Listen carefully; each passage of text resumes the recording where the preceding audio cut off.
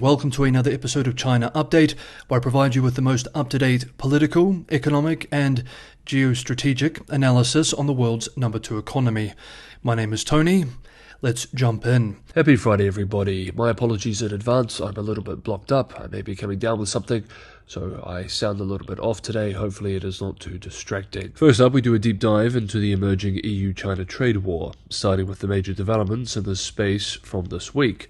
On Monday, the PRC announced an anti-dumping probe into, quote, certain pork and pig byproducts originating from the EU from the 1st of January 2023 to 31st of December 2023, end quote. Spain, France and the Netherlands are to be the countries most affected by this investigation.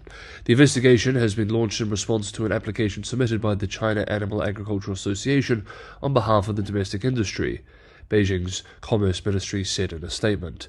Of course, this is a clear reaction to the EU's recent tariffs on Chinese EVs. On June 12th this year, the European Commission announced provisional penalty tariffs ranging from 17.4% to 38.1% against EVs imported from China.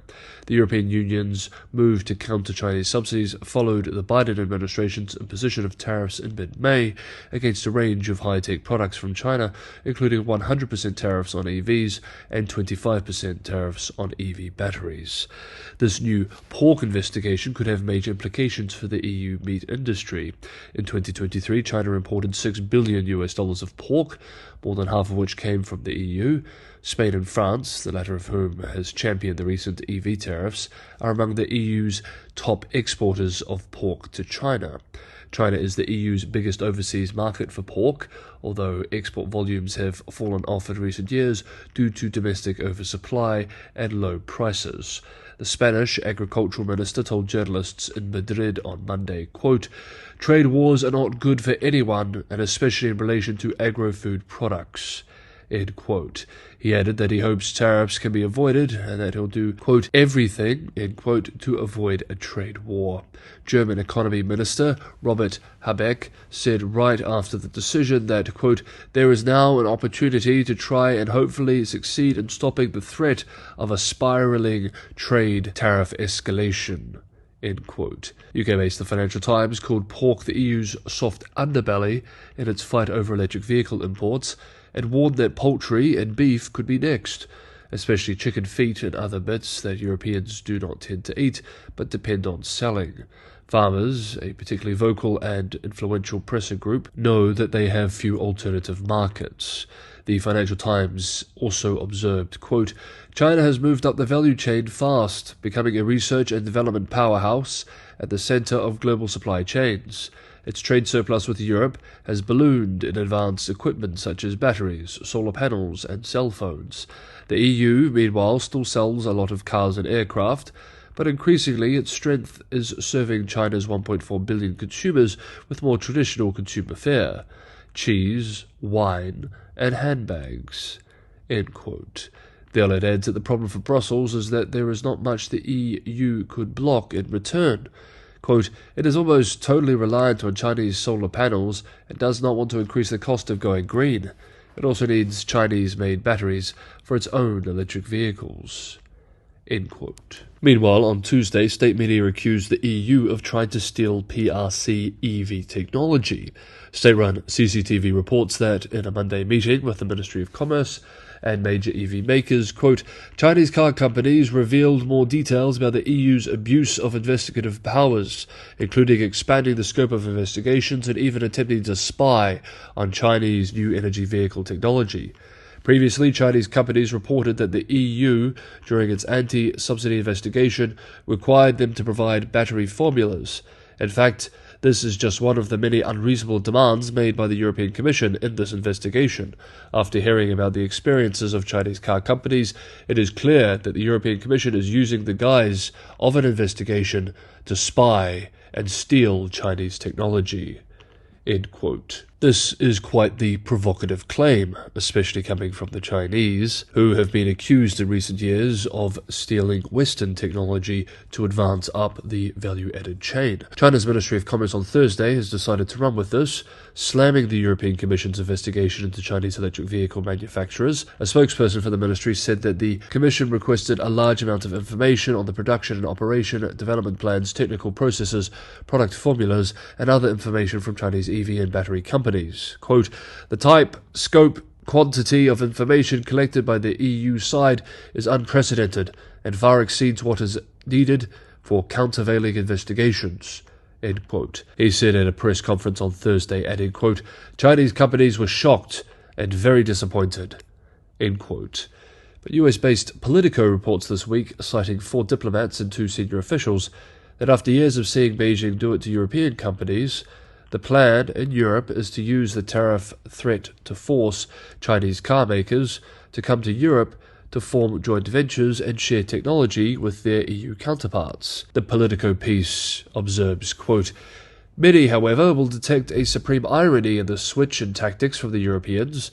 For years, the EU has been at the vanguard of Western investors howling in protest at Beijing's demands that foreign investors in China should form joint ventures and share know-how.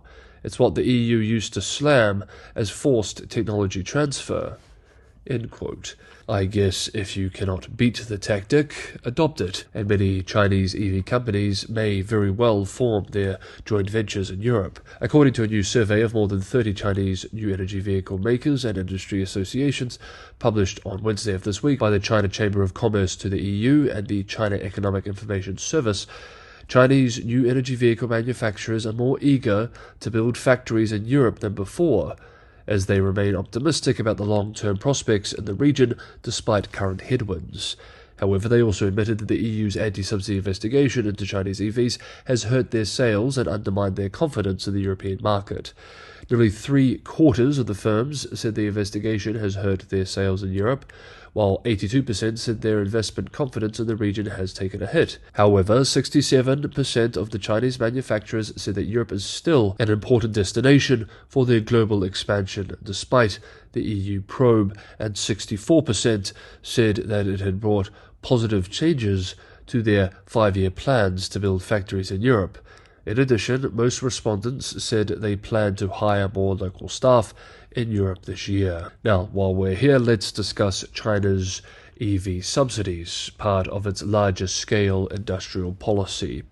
Yesterday, US think tank CSIS published a report called The Chinese EV Dilemma, Subsidized Yet Striking.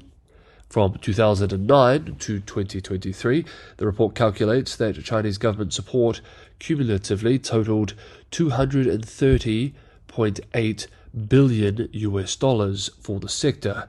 It argues that there are at least 2 different ways to interpret the data on industrial policy support for EV makers. Quote, China's trading partners could point to 15 years of sustained regulatory and financial support for domestic producers, which has fundamentally altered the playing field and make it much harder for others to compete in China or anywhere else where Chinese EVs are sold. By contrast, defenders of China could point out that the data show that subsidies as a percentage of total sales have declined substantially, from over 40% in the early years to only 11.5% in 2023. Which reflects a pattern in line with heavier support for infant industries, then a gradual reduction as they mature.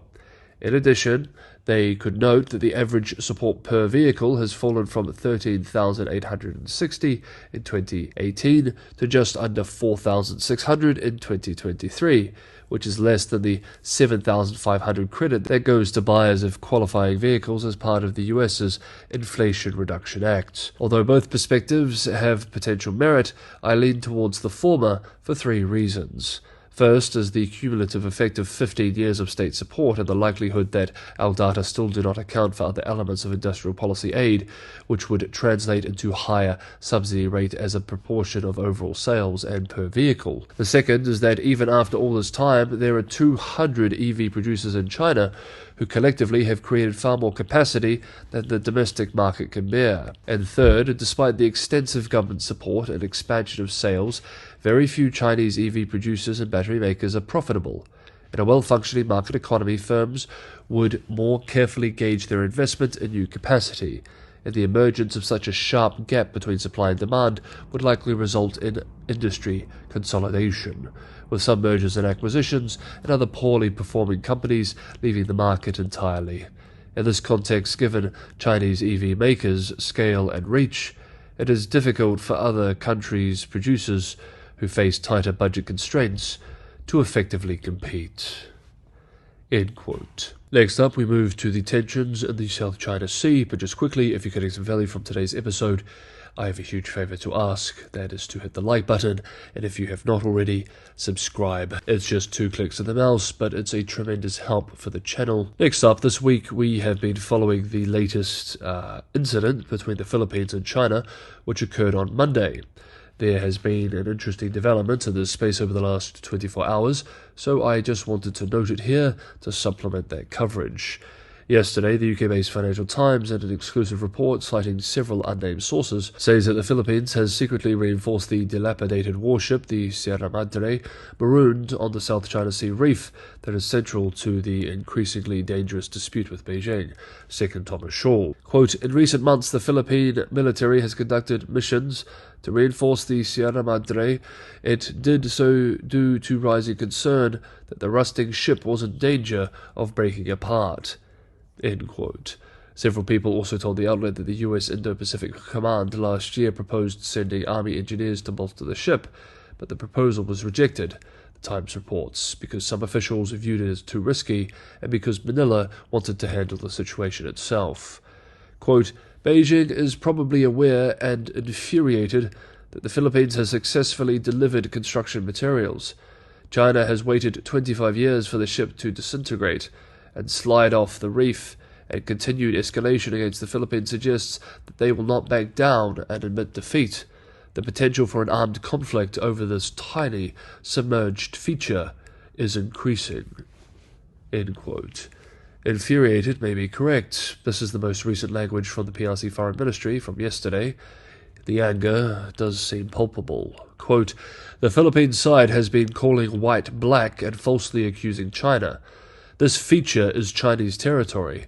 The Philippine side illegally intruded the waters of the shoal without China's permission. This is sheer provocation and has no justification whatsoever. What is more, this operation in the Philippines is absolutely not about humanitarian resupply. The Philippine vessels secretly carried construction materials and even weapons and equipment, and they deliberately rammed Chinese vessels. End quote. State media is adopting similar language too. State-run The Global Times, for example, writes today, quote, the US is just playing the trick of making a troublemaker into a victim, as everyone can see crystal clear that it was Washington that stands behind all the risky provocations conducted by the Philippines, and when China takes very restrained actions to stop their irresponsible and dangerous behaviors that threaten China's sovereignty and national security, they start to cry out and draw attention. End quote. As I said yesterday, this is now one of the most dangerous geopolitical flashpoints in the world. Both sides are refusing to back down.